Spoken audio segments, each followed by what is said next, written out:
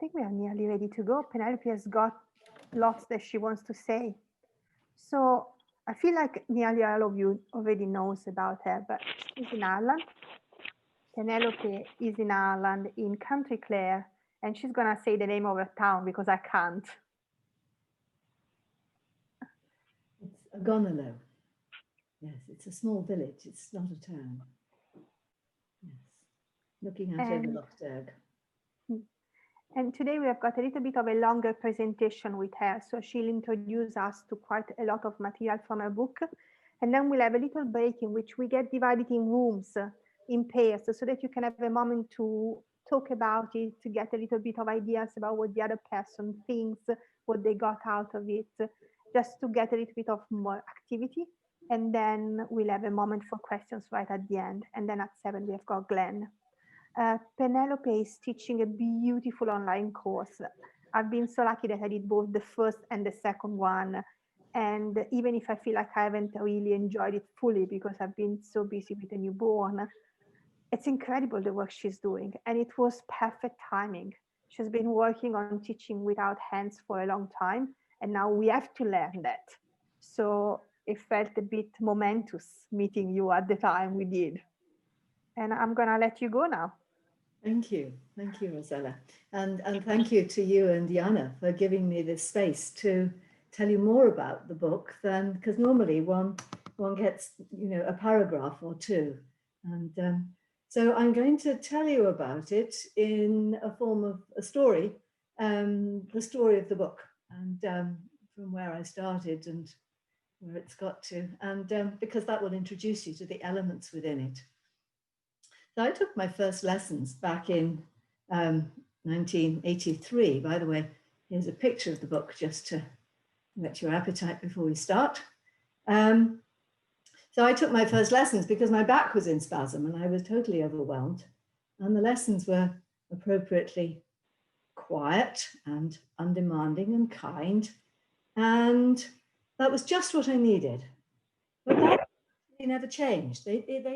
I was told to do my semi-supine daily and told how to do, I can do less. And I must have discovered how to send my head up or something, but it was very little input from my point of view. I turned up each week and was worked on with different teachers over the time. And then after 3 years, I trained, and another 3 years of turning up each day and being worked on and working on others. But it was all about being worked on or working on others.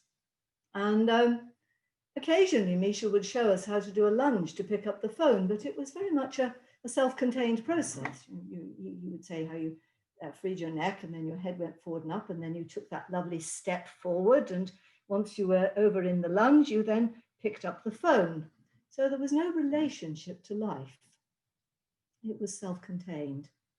And we would ask him, how do we look after ourselves when we finish training? And he would say, you work with other teachers. You get together every week and have a work exchange.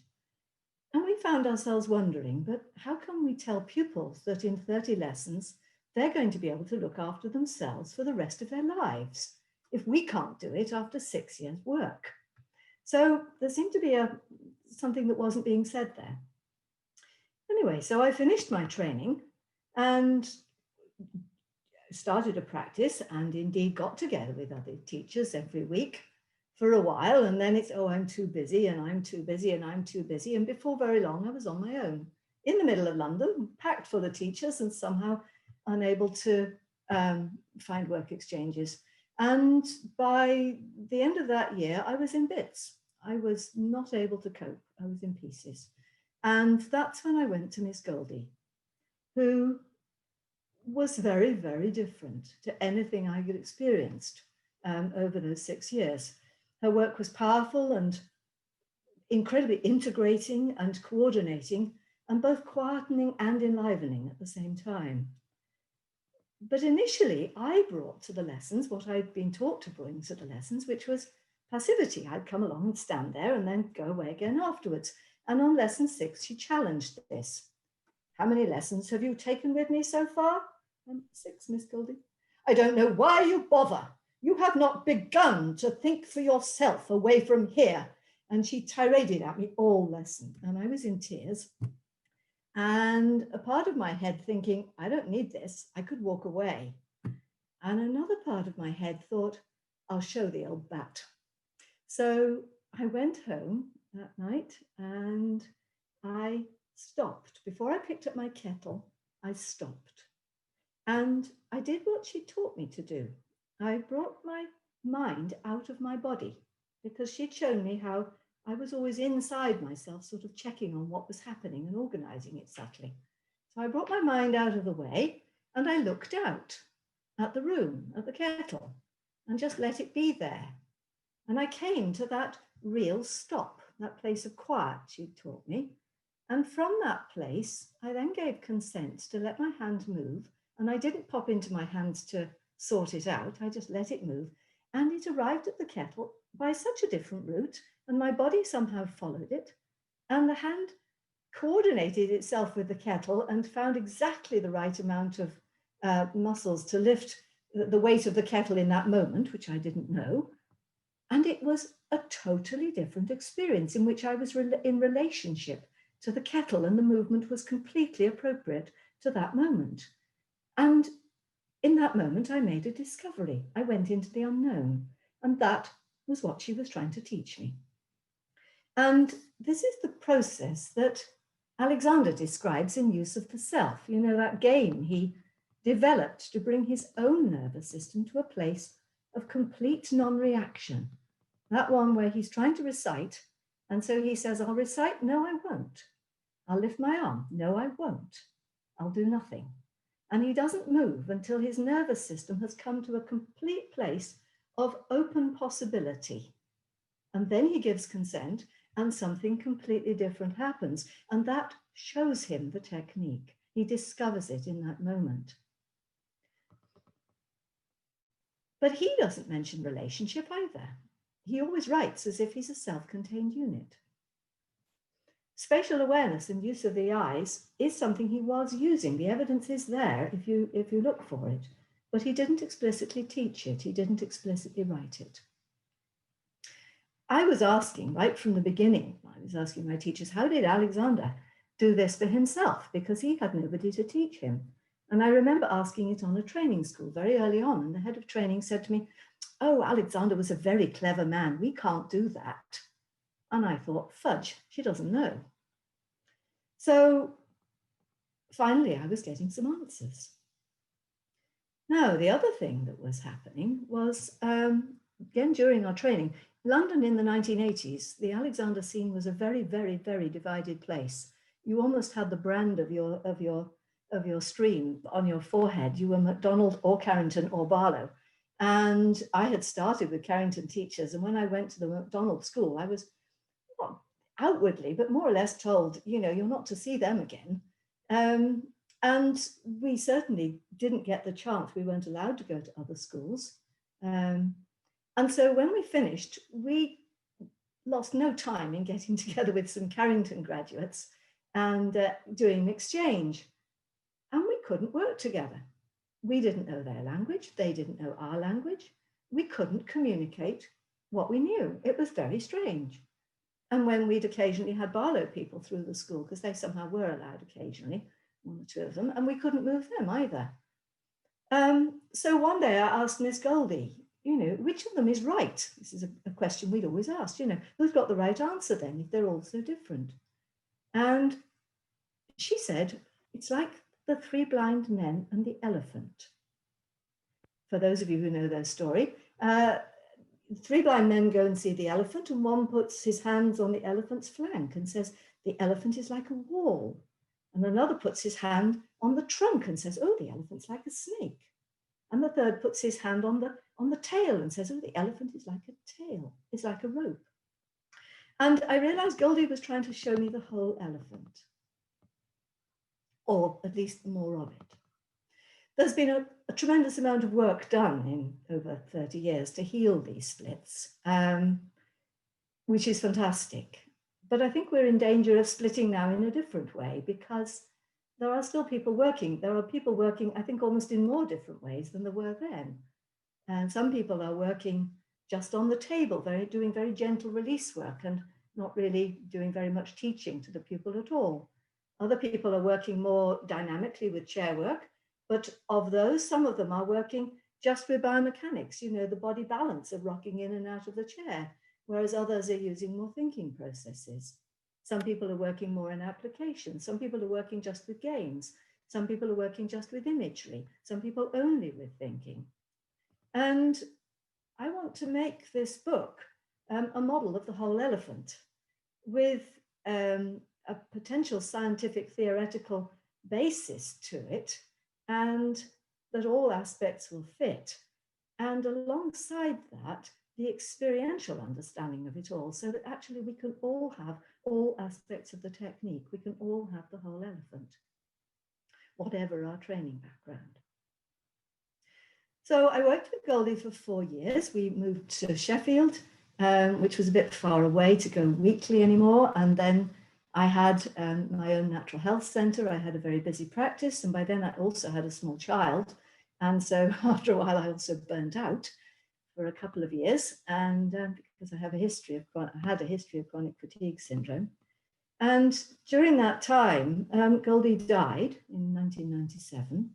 And while I was recuperating, I waited for somebody else to come forwards and present her work, because I knew there were teachers who'd worked with her for a lot longer than I had, and nobody came forward. And it puzzled me. So I realized people were interested, and I wrote my booklet, My Lessons with Miss Goldie, which is on my website if anyone's interested. And then in 2004, the Oxford Congress came round, and I thought, well, now or never, let's jump in and do a workshop about it. And so I put together a workshop around my kettle experience, basically. I identified 4 parameters that made up that experience: bringing the mind out of the way, looking out at the world in spatial relationship, but also staying embodied and coming to this true stop. And when you put all that together and then give consent, something different can happen.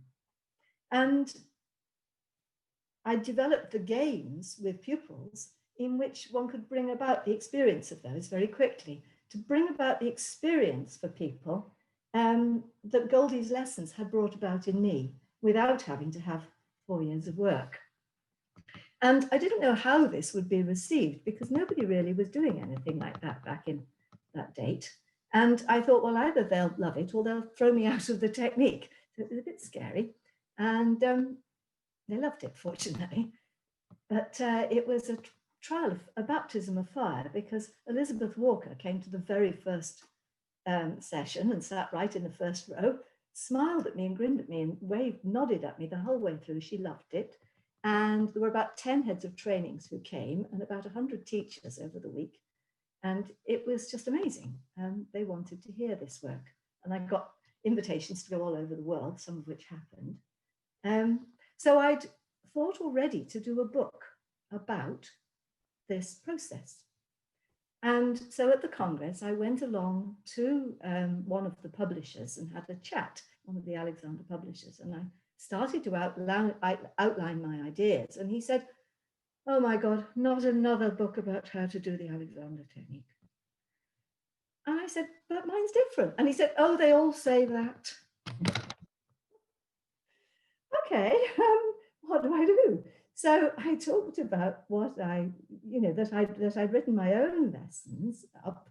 And I said, well, how about I interview other pupils of hers and maybe write a book that's a compilation? And he said, do that. That would be different. That would be interesting. People would want to read that. So for the next 10 years, on and off, I interviewed different people who'd had lessons with Miss Goldie.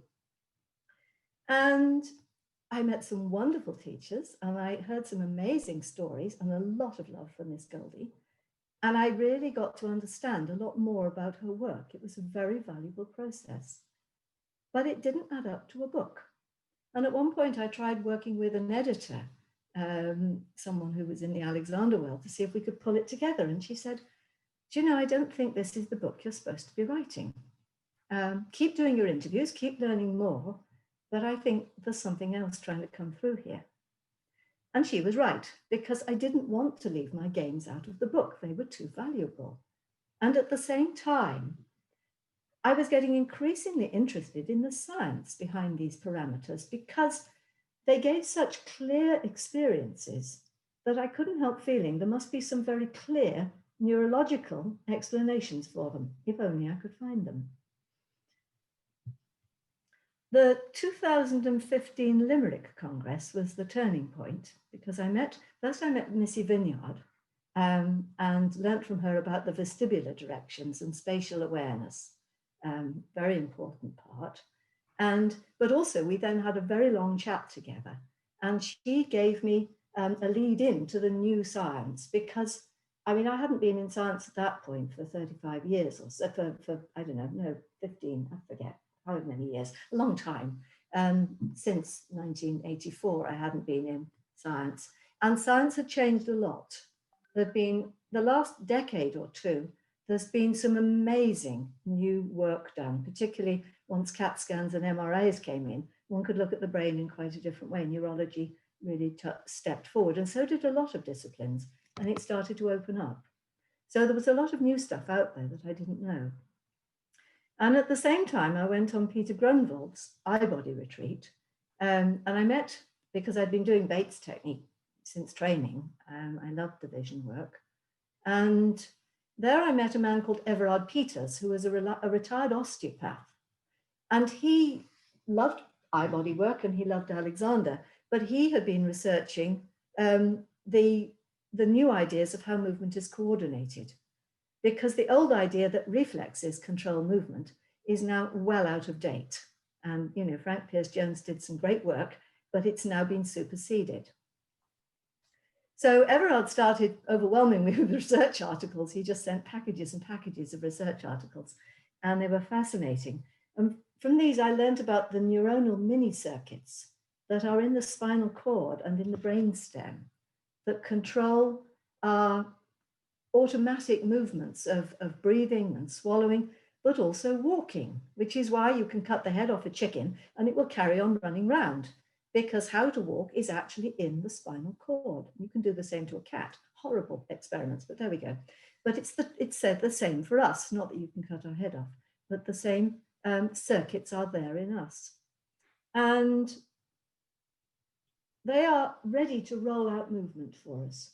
And then all the senses are feeding into that. Our external senses, our proprioception, the touch of the floor, reflexes are just one more input in that, along with biomechanical information is streaming into that, and our choices, our emotions, our homeostatic state, they all feed in to ensure that movement is appropriate to the moment.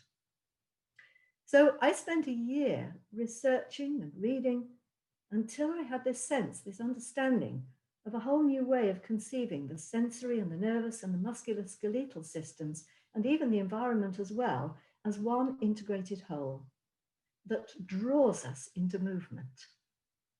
The whole system is connected. The whole system is even sentient. And it began to explain to me why Alexander technique, and in particular Miss Goldie's work that tapped so directly into these mechanisms, brings such a new freedom and lightness and coordination and strength to movement as we tap into these innate patterns that we've somehow overlaid. I think we're stepping into evolutionarily older movement patterns. So after the Oxford Congress, back in 2005, we'd moved to Ireland. And by then I was doing workshops all over the place and also home educating our daughter as well as our busy practice. And so not surprisingly, I burnt out again. I was very ill and hardly left the house for a year. I couldn't walk, it was terrible. I lost a lot of strength that year. And after I began to recuperate again, I tried to use this pure Goldie thinking to bring back everything I'd had before. And I became aware there was something missing. I couldn't build up that dynamic, alive, strong physical frame that she'd brought about in me. There was something I was missing. And after Limerick, I met Rosa Luisa Rossi, and she introduced me to Jando Masuera's work. He's an Alexander teacher in France, those who don't know of his work. And he also had been asking, how did Alexander develop the technique? In particular, he was asking, how did Alexander free out his own deep habitual tensions to take himself into physical expansion? Because after all, if we come to the technique and we've got really sort of strong contractions here, we go to a teacher who does these lovely pulls for us to open it all out. Just thinking a few directions ain't going to do that. So Jando worked out, he did a detailed analysis of Alexander's books. He also found his way into Delsarte's writings, Delsarte's original writings, and started to make sense of that link that nobody had made sense of. Plus, he'd also studied Bernstein's biomechanics, the father of modern biomechanics, because he's got a physics and engineering background that I haven't. And from all this, he's recreated the precise pulls, and they are precise, that Alexander must have done for himself. So I took a lesson with him, and the first lesson felt so weird and strange and wrong and not Alexander and doing. And at the same time, I thought, my goodness, this is recreating what Goldie did for me, and I'm doing it for myself. Because back in 2004, when I wrote my lessons piece, I'd written, Miss Goldie had her own image of how the body was structured that I'd never encountered before. She was doing maneuvers with me. She was doing moves with me that nobody from whatever stream ever did with me. She was taking my body into places nobody ever took it. She seemed to have a totally different model. And now Jando was taking me into the same model.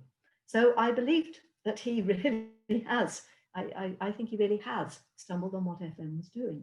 So I spent a year working intensively with him. And his work brought about, again, this dynamic, toned, strong, springy use. I felt 20 years younger after a year of his work, just as Goldie had done, and more.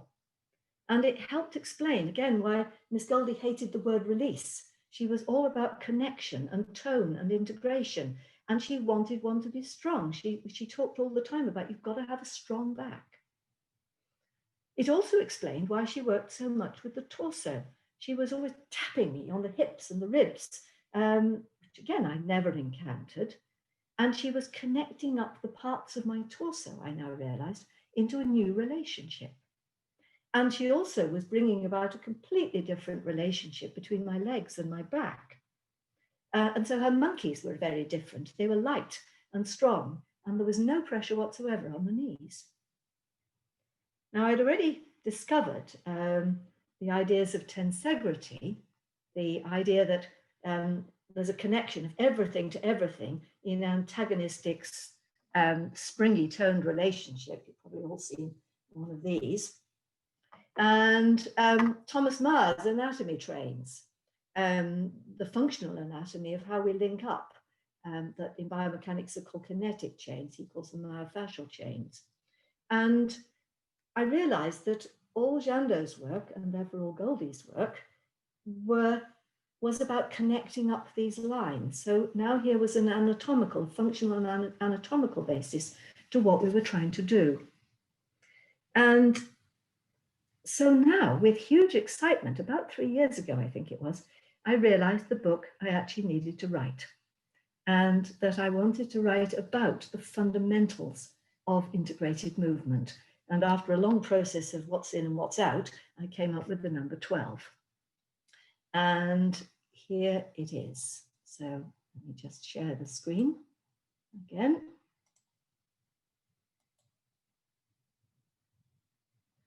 So the physical fundamentals and the sensory fundamentals, and there's consciousness fundamentals. The physical fundamentals involve biomechanics and tensegrity and spirals. So let me just talk about the fact that so often when we have competing theories, we ask which is right. Excuse me, I'm just going to turn the heater on. And the biomechanicists diss the tensegrity people. The tensegrity people diss the biomechanics people, because that's what we've learned to do in the West. If there's two competing theories, we set about saying which is right and then prove the other one wrong. And in the Far East, they don't do that, apparently. They say, if there are several theories, all with something to offer, how do we create a bigger picture that actually integrates them all? And to me, that's a far more interesting question, because biomechanics has a whole set of aspects to offer, but it doesn't have the whole story. It gives us these kinetic muscle chains that self-organize against gravity and the other forces. Tensegrity tells us about that connection of fascia throughout, the balanced fascial continuity of everything to everything. And without spiral arrangements of our muscles that Dart gave us, we wouldn't move. So if you bring those three things together, then you get a functional body that will morph into movement, that will just move and shapeshift. And that's as far as most physical therapists go. They look at that section and they say, right, job done. But of course, if you don't have senses, you don't move anywhere, because we move because we're moving towards food or towards a friend or potential mate, or away from danger or towards shelter or whatever. We move because of our senses. And we've got the external senses, sight, taste, hearing, smell, touch. But we've also got the internal senses of our drives. We move because we're hungry or lonely or thirsty or whatever. And we need those too. And also, of course, the proprioception, so that we know where our body is. And when you have that spatial awareness, both outwardly and inwardly, you are in spatial awareness. And if you lose your spatial awareness, one of my pupils last week actually got terribly stressed and had an attack of vertigo, and not in a lesson, this was at home. And for a moment, she said she lost, I think her vestibular system must have shut down briefly, because for a little while, she had no sense of which way up she was, of where she was, and she could do nothing but lie down until it passed. If you don't have your spatial awareness, you can't go anywhere. We need it to navigate. And then the third set is the consciousness. Now, you wouldn't necessarily include the nervous system, the calm nervous system in consciousness, but if you're running from a tiger, you're not aware of anything else but getting away from that tiger. And if you're in shutdown, you're not aware of anything. We're only aware, fully aware, when we are in that state of calm, that state of quiet aliveness, as Goldie called it. And from there, we can bring the mind out of the body, so that we've got that slight separation between the thinking and the physical, and we can come into embodiment and embodied intelligence. And from those three, we can come into a place where we have embodied conscious choices that give us the focus of our intent. And with a fully functional body and spatial awareness and a focus of intent, then we can morph into action. We can make an integrated movement in relationship to life. And we can have a kettle moment. So that might sound awfully complicated, and you're thinking, oh my God, I'm not buying this book, it'll overwhelm me. Because the technique is complex. It is profoundly complex. And yet, of course, as we know, it's also profoundly simple. And somehow it's both.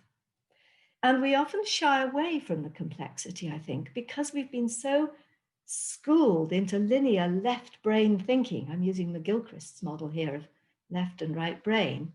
But life is complex, and we are complex, and our bodies are complex, and we need to understand the complexity and to assimilate it from our right brains. Only from the right brain, only in the right brain do we have spatial awareness and a real link to the body and a real link to the bigger picture. And it's the right brain, apparently, that can understand bigger pictures and complexity without getting overwhelmed. And I think we do our technique a disservice if we're forever trying to simplify it, because we take away too much. And think of it like a Shakespeare play. Those of you who like Shakespeare, you go along to a Shakespeare play and it's an amazing experience, but you only understand half of it if you're doing well. But you somehow get an idea of the richness of the emotion and the richness of the plot and the richness of the language. But really, you have to visit it numerous times and maybe read the book and maybe read some commentaries on it before you finally start understanding, yeah, what this Hamlet is about. And then you can explain it to somebody else in simple terms, but they don't have it until they take their own dive into that complexity and actually encounter the play. And it's only through our own encountering with the complexity can we come through to the simplicity. And I think sometimes we try and short circuit it and give each other the simplicity. It doesn't work, not to me anyway. So in the book, every time I introduce a theoretical element, I make sure that to keep the language simple. I've kept the language simple throughout, because if we speak in complex language, we only speak to the left brain, and we need to speak to the right brain. And then immediately afterwards, I write an exploration so that one can take that theory straight away into an embodied understanding, because without that, you can whistle through the book in an evening and you'll have nothing. You'll have a lot of ideas, but you won't actually have anything. So it is a workbook to be worked through slowly, doing the explorations as we go along. And I'd like to take you into an experience of that, that we can discover first the physical side of the technique, and then how we fit the sensory side of that to it and the consciousness side. And this is where I always start with pupils. I always show this in the first lesson. This is, and these are all images from the book, by the way. This is Meyer's anatomy trains the superficial back line. It's been redrawn for the book, but you can see that there's a fascial continuity between the scalp fascia down to the erectus spinae, a link through to the hamstrings, down to the calf muscles, the Achilles tendon, and right down the plantar fasciae to the toes. And it's all one functional unit. And if we stand this figure side on, now to most people will look at this figure and see it as a perfectly upright being, but actually he's not, is he? He's pulling his head back, and he's also pulling his lower back in. And if you look, that part of the back is actually behind the center of gravity. He's not on balance at all. And that means that his whole superficial back line is actually shortening. And what he needs to do is take his head forward and up. And now the whole back line lengthens. And pupils get that straight away. They understand primary control by looking at that picture. And then, of course, we want to take it into an experiment. So here's me pulling my head back. There's about 150 of these pictures in the book, all with lines on them. My husband took the pictures because he's a photographer. And so there I am with my head pulled back. And you can see that the nose is now above, the pivot is above the occiput. And we want it all to be level. So let's play together. Let's, if you want to stick your fingers in under your ears, under the earlobe, to find that little hollow and find that atlanto-occipital joint, which is such a nice place to find always. And then if you would, for the moment, stick your noses in the air, which is how most pupils come in, or so many do. And I want you now to imagine a raindrop on your nose, and imagine that raindrop rolling slightly down, because of course the center of gravity of the head is both in front and up a bit. So the nose actually wants to roll forward. So if you imagine that raindrop, the head will self-organize into tilting forwards until it hopefully stops at a point that's level. And you can perhaps feel that the back line of the body is extending. And pupils often experience it as an opening up deep under the occiput that they haven't felt for years. And of course, a sensitive pupil can feel the whole back line extending. And that gives us the biomechanical basis of primary control. Alexander's let the neck free to let the head go forward and up to let the back lengthen and widen. But that, of course, is entirely described in a self-referencing way. And as we know, movement actually isn't done like that. It always has a goal. And so let's bring in the sensory awareness. And so we want to let the eyes lead the body. But let's start by going sideways. So I want you to, from that level head, just imagine a feather that goes out from your nose and out to something in your room. And that feather is giving a spatial relationship because the object that you're looking at is at one end of that feather, but you're at the other end. And so you are now in the scene. And you can even extend the feather. Some people prefer a paintbrush, by the way. You can even extend it back to your visual cortex. And now let your feather go for a little walk round to the left, brushing over what it sees. And you'll find your head will naturally turn to follow. And you don't have to do anything with your neck. The muscles just self-organize. I've called this morphing into movement. Tim Cacciatore, who's part of the science team, you may know the name, he calls it the dynamic modulation of postural tone, which is a wonderful phrase. So just take your eyes slowly back again, letting that your eyes lead the movement, and that dynamic modulation of postural tone as the body self-organizes. And that's a phrase that Rajal Cohen, another of the science team, gave me. So what we've just discovered is the missing part of Alexander's primary control, which is that actually, and a lot of people have discovered this at this point, I think, that primary control is actually led really by attention and vision. And that then leads the head, and that then leads, and then the body follows. So let's try that in and out of a chair, the diagram I just showed. So if you'd like to stand up for a moment, and if everyone's willing to play in this way, just pull my chair back. Online work requires a lot of toing and froing. Good. So I'm going to look out, and I'm going to let my nose feather reach the wall. And I'm going to imagine now a little ladybird on the wall. And to start with, I'm going to take that ladybird up the wall, and my head will come back. But it doesn't pull the head back because there's a relationship forwards. You might notice that it's a different experience of letting the head lift. And then let your ladybird walk down again, and your head will come back to level. And then if you keep that ladybird walking down, you're in spatial relationship, the head will come forwards with the atlanto-occipital, but then the next joint to join in is the hips and the knees. And if you keep following that ladybird, which is now walking across the floor to between your legs, you will bend down into the chair. And you might notice that at a certain point you want to draw in and look after your hips, but don't. Stay out with the ladybird and let your body make its own decision of what bend it makes. And you might find it's rather different. And then when you get to the chair, stop there and think about that line back up to the ceiling from the back of the neck.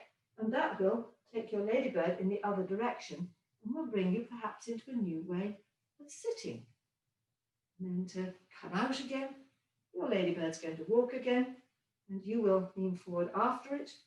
And then again, once you get forward, take that line to the ceiling and let it draw you up, and your legs will unfold. Stay out of the way, and you might find that your legs unfold themselves as the ladybird walks away from you and back up the wall. So that was a very quick game, but hopefully it will give you a little sense of what we're doing here.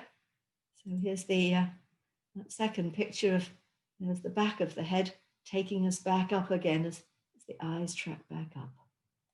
So you might think we've just described the Alexander technique, but we've described one bit of the Alexander technique. This is not the whole elephant.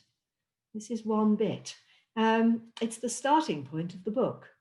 That's the one part of chapter 3 and a bit out of chapter 4. There are 15 more exploratory chapters to be gone through with 200 explorations and 260 drawings. It's a big book. It's if you know Thomas Flowers' anatomy trains, it's the size of this and even thicker. So it's a big book. There are chapters on coming to quiet and finding our natural breathing, letting those innate pathways work for us so that they organize new muscle patterns that bring in our tone and expansion on all parts of the breath. And there are 8 chapters exploring the biomechanics of each area of the body in turn with their muscle trains and and Jando pulls and various other things, how we bring the torso and the limbs into toned expansion, the spiral patterns of the legs, how they really support and move us in innate patterns, and taking us then into innate walking patterns that most people are not using. They're using an imbalanced way of walking. How the legs connect into the back, and the huge support we have in the lower body that Goldie showed me, supporting and toning the lower spine and stabilizing movement and really building a strong back for us. And then the tone that's available in the upper body and the arms likewise. And then towards the end of the book, a chapter on finding the embodied voice, which is so important if we are to bring our pupils to quiet. And the last chapter is on how Alexander himself put hands, as I understand it from Erica Whitaker, because he didn't feel what was happening in the pupil with his hands. He stood back and looked, and he drank all this information in. Erica said he saw with his ears and listened with his eyes.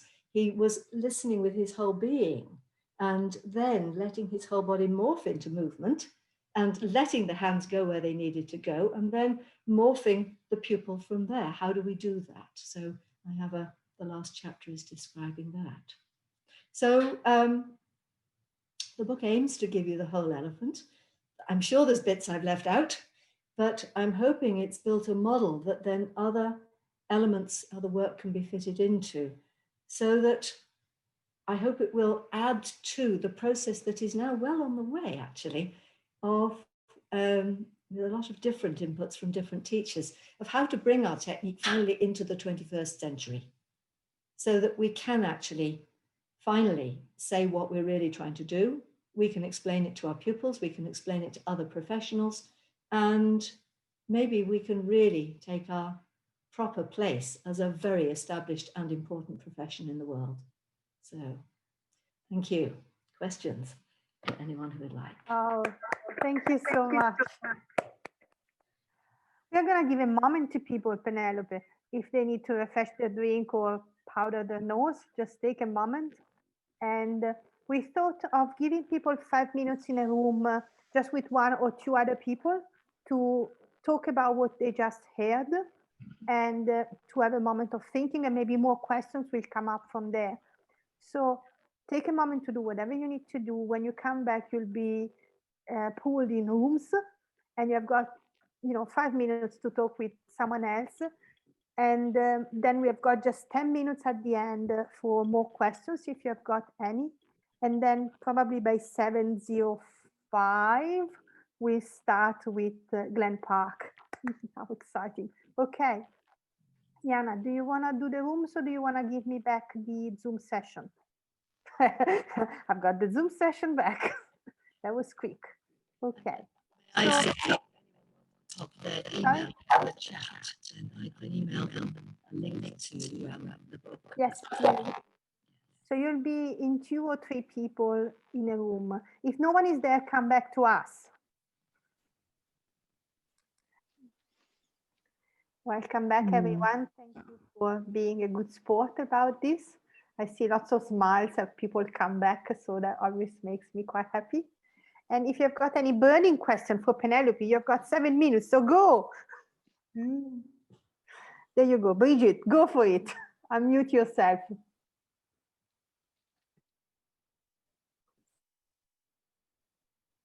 I've got many questions for Penelope, but then Penelope would know that about me. So my first one is, I desperately want to ask 2. So I'll ask the first one very quickly, and that's, I have no sense of these poles whatsoever. This is a completely new concept to me. So that's maybe just a statement, but I'd love to hear more about that. And my other question is, how do the book and Penelope's recent training, online training, fit together? That's my main question. Yeah, 2 great questions. Well, I mean, we know the first pull Jando did with me was pull to the elbow, and it's like there it is. But if you want to know more, I can't really give it to you in a second. You'll have to come and join the training or something. Because the second question is, you see, I finished the book back in February, And the publisher was about to start work on it. And then suddenly I got an email saying, hey, we've stopped because of COVID. And so everything got put on hold. And people needed to know how to work online. And my whole book is about working on yourself, which of course translates perfectly to working online. I've been using it with pupils for some years as I was developing it. And so that's when I jumped in and started the training courses so fast, because all the material was there. So it's absolutely the same material. Right, and my training is, the course is called Training to Work Online, but really it's teaching you the stuff from the book. Okay, Yeah. thank you. So yes. Who's next? I can add one thing to that. It also helps a lot to work with groups, because when you work with a group, you can't go around putting hands on, but if you've got good images, good exercises, good movements, good way to explain the anatomy of it. So I would definitely, I've got a collection of games, and all the things I'm learning from Penelope is going into that. Yeah, and I developed a lot of it through groups, actually, again, for that reason. Yes. Yeah. But it is also about, it's also for putting hands as well. It's not just for group work and online work, because after all, it is what, Goldie was doing in order to put superb hands. So it's what we all need for hands as well. It is the whole deal, as it were. Yeah. I saw some other hands earlier. Oh yes, Abby.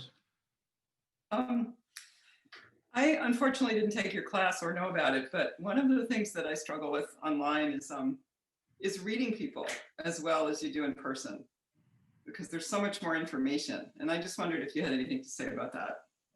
Yes, I think when one works online, it is a whole different skill set. You see, Alexander worked, as I say, he worked with the eyes. He was working by reading people and then putting hands. And the online gives us the discipline of having to use our eyes. My visual skills have improved hugely since this year, because all my work has been online, and I'm aware my observational skills have developed even more than they had. So I think it's, when we start working online, because most of us didn't have that in our training, it is really drawing another aspect of our work out of us that we really are starting. I think that's why we feel so shy, because it's new ground for us, and we really do have to start at the beginning and learn it. Does that fit with what your experience is? Well, yeah, what I'm realizing in my question is that I am not that comfortable visually looking at a screen. And so I think that that's a barrier. While I'm very comfortable looking at a human being in 3 dimensions. So I guess that comes back to issues of use of the self, of how to look at a screen. I think when you come into, see, I was short-sighted, still am, and that puts the world into 2 dimensions, and then the screen becomes a flat thing. When you see spatially, everything becomes 3-dimensional, including, as I'm looking at you, I'm seeing the whole space of your room as well as you, and all these different rooms as well as people. And so when you have that, you do in a sense step into their room, because you come into when you use your vision in the different way, I think you come more into relationship. And I work a lot with that sense of being with the pupil, because we really can transcend time and space. And people will say at the end of the lesson, gosh, I really felt you were with me. I see some heads nodding. Other people have had this experience. And I think, again, this is what we can discover. You see, I felt with Goldie that she was with me wherever she was in the room, because she'd take her hands off, she'd wander off, but she was always with me. And we don't just connect to the pupil through our hands, we connect to them through our voice and our presence. And that is key to working online, because only if you do that does the pupil really feel you there, and then they feel safe, and then they will go through the thinking process and go into the unknown. I've heard people say, oh, well, if you work online, you don't have to work on yourself. Absolutely the opposite. You need to work on yourself big time, because then something communicates. Does that make any sense to you? Yes. Yes, thank you. Jenny. I'm just really very excited to hear you. It's the first time I've heard anybody explain that Alexander was using his kinesthetic empathy to receive somebody with his whole being. And it may not be that I'm asking a question particularly, but I'm just loving what I'm hearing. And Bridget and I were working with Mia Morales recently, earlier in the year, and this thought of the more sensitive I become, the more I'm going to receive from you. I'm also moved to tears now because I can feel you right with me. It's just so beautiful. That's enough. I just oh. Yes, and we are giving each other a hug as we speak. Yes, absolutely. It is. It's exquisite, isn't it? And I'm amazed at how beautifully the work can transfer online. I'm a relative newcomer. I qualified in 2011, so I haven't had time to establish a Carrington-esque thing or a Mackenzie-esque thing. I'm just sort of like a sponge, really, for anything that's going. So I'm just, what an amazing achievement to write with such commitment and research. Just thank you. Thank you. I've put life on hold the last few years doing it. I'm not surprised, you know, I know what it is to produce a paragraph, let alone a tome. Yes. Yeah, thank you. Thank you. Anybody else? I may take this moment to pause on the beautiful "We love you, Penelope" line. I'm just a timekeeper. Sorry about that. A huge thank you. I think we all enjoyed this very, very much. If you have got more questions for Penelope, I would say join her course. I've done it and I really enjoyed it. So there is also a social element. She makes you work with a buddy, so you make friends with new people. And I really enjoyed that too. So thank you for today. And I'm gonna pass. I don't know. Just one second, Rosella. We haven't told people where to get the book. Oh, yes, perfect. So, if I just for a moment, it's if you say this is the link to go through to the publisher's website, but if you just put my name into Google, you'll find my website, and you'll find there's only one me, which is convenient. Only one Penelope Easten, and that's the link to the publisher will come up. And if you go in there, you can put your name down and to be notified when it's finally released, I hope in February, and they'll give you 10% off. So that's a good thing to do. So you can also find me on Facebook, and yeah, so send me your email if you want to, and I'll send you the link. Okay, I'll thank you so much for listening. It's been a joy to present. Thank you very much. And we will get the recording of this talk in an email soon.